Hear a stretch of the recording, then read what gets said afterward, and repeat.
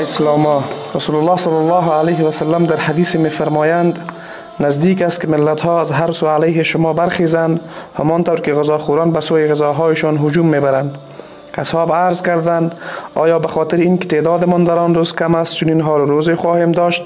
رسول الله فرمود بلکه تعداد شما در آن روز زیاد است ولی شما کف هستید مثل کف روی سیل. الله متعال هیبت شما را از دلهای دشمنانتان بیرون میکشد و ضعف و سستی را در دلهای شما میاندازد. اصحاب پرسیدند ضعف و سستی چیست؟ رسول الله فرمود دوستی دنیا و تنفر از مرگ.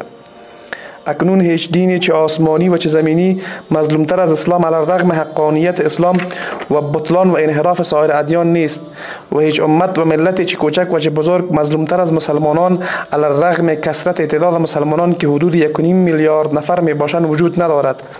مقدسات و معتقدات اسلام از هر سو آماج حملات فرهنگی و تبلیغاتی غرب و شرق قرار دارد و خاک، جان، مال و ناموس مسلمانان از هر سو مورد تاخت و تاز و هر کس و ناکس است.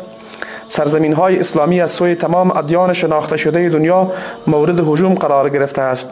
فلسطین و لبنان از سوی اسرائیل یعنی یهودیت، کشمیر از سوی هند یعنی هندویزم و بوداییزم، اراکان از طرف برمه یعنی بوداییزم، ترکستان از طرف چین یعنی کنفوسیوس، بوسنی از سوی سربستان یعنی مسیحیت ارتدوکس، چچن از جانب روسیه یعنی مسیحیت ارتدوکس، امریکا که هم که ادعای خدایی می کند و با هم پیمانانش یا بدون آنها یعنی مسیحیت کاتولیک و پروتستانت به صومال، سودان، افغانستان، عراق و هر کشور دیگری که بخواهد حمله می کند. اغلب سران کشورهای اسلامی هم یا مزدور خود فروختند یا جاهل و نادانند و یا ضعیف و ناتوانند و چه بسا که هر سه مورد را با هم دارا باشند.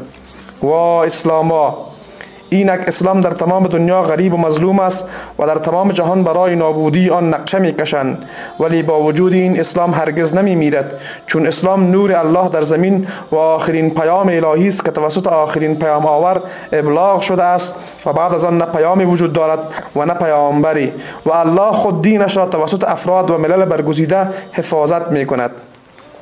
ای مسلمانان بیایید همه با هم به اسلام برگردیم و با غریبه های سعادتمند در عصر غربت دین با برادران رسول الله در 14 قرن پس از او و با مجاهدان دانا و توانای راه الله در عصر رونق راههای طاغوت همراه شویم تا عزت و افتخار خودمان را به دست بیاوریم.